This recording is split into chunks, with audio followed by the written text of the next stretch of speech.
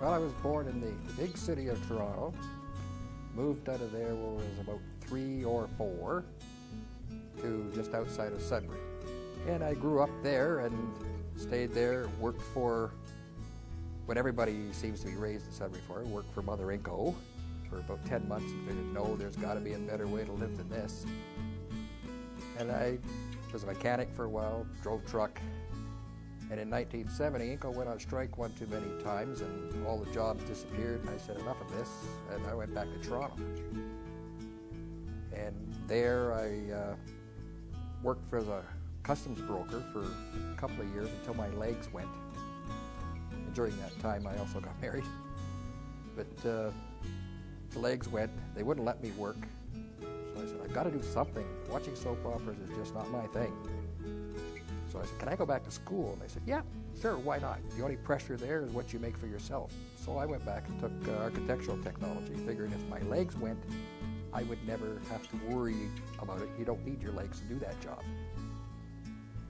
I got out of school, graduated in '74, and got on with the Ontario government, with the Ontario Housing Corporation, and never ever went and did any architectural technology at all. I was a property manager from day one there, and I moved to other ministries within the provincial government, and was a property manager for the provincial government for just under 30 years.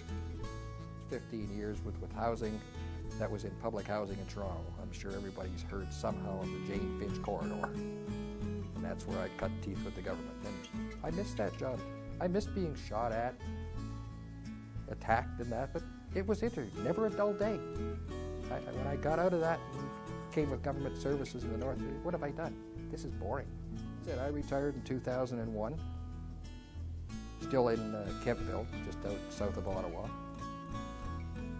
and got involved in shadowing local politics, which has become sort of a passion, which annoys my wife to no end at times. But I always believed if I can save myself a tax dollar, I'm also saving that for all my neighbors too. The passion I have is accessibility issues. I was on a county accessibility committee down there. I was on the municipal one down there. I'm on the municipal one here, and I'm now on the provincial committee for Elections Ontario. And it is an issue that I take seriously. Having almost ended up in a wheelchair once, I can appreciate some of the things, but it's a learning process. Like you say the word disability, you see a wheelchair. But there's all kinds of others.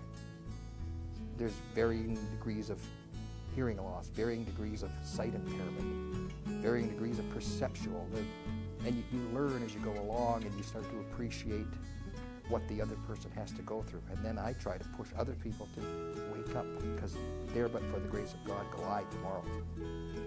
You've got to, it's not a matter we have to spend all this money to make something. These are people, and it could be you tomorrow. And it's unfortunately, but it is the way it is, it's a growing number of these people. So we've got to be aware and do what we have to do. So I'm a bit of a pain in the backside to councils at times, but that's me. That's what I do.